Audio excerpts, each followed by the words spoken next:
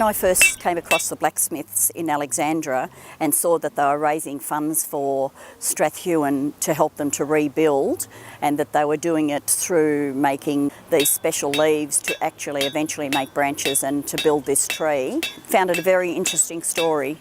So we're in Whittlesea, and this is the factory where we've been assembling the tree for the last few months. So this is what we're building here. This is our trunk, which is down the other end of the factory. So we have a trunk and we have three main branches, 1, 2, 3, 2 on the side, 1 on the top. This is a model of the tree, so it shows us roughly, not exactly, but roughly where the trunk is, where the three main branches are, and where the finer branches might sit. This is one of our welding bays, so this is where the intricate branches get put together piece by piece, all the leaves and all the branch segments to make up a whole branch. My role has been to help rebuild some of the smaller leaves, the more delicate leaves, ones made in copper, brass. A lot of the leaves haven't got stems, so I'm creating a stem and then building it up to a branch so that they can be then welded onto the final structure of the tree. What we do after the branches are assembled with all the leaves is we have about 4 people checking each weld and checking for seams in the stems of the leaves, and we mark them and they go back to the welders and everything gets welded up, checked again before they get polished and ready to go on the tree. We're polishing the branches now. This is the last stage of getting the branches ready before they're actually put onto the tree. So this is our 2-tonne trunk. It's a huge bit of metal. We're starting to polish it at the moment, so you can see on my right here we've just started to polish it and we're getting some beautiful textures on it. It's looking really amazing. So this is how it looks straight out of the furnace, out of the forging process.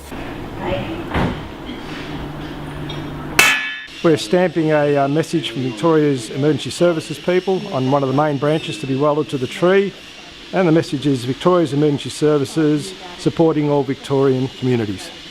This is the Royal Commission branch. This branch was sponsored by the staff at the 2009 Victorian Bushfires Royal Commission. All of our branches are special. They all have a story behind them. This one in particular is a favourite of many people. It's known as the Children's Branch.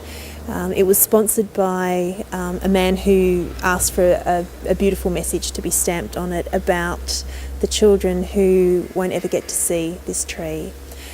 The leaves on this particular branch have got the names of children on them, not all of them, but some of them.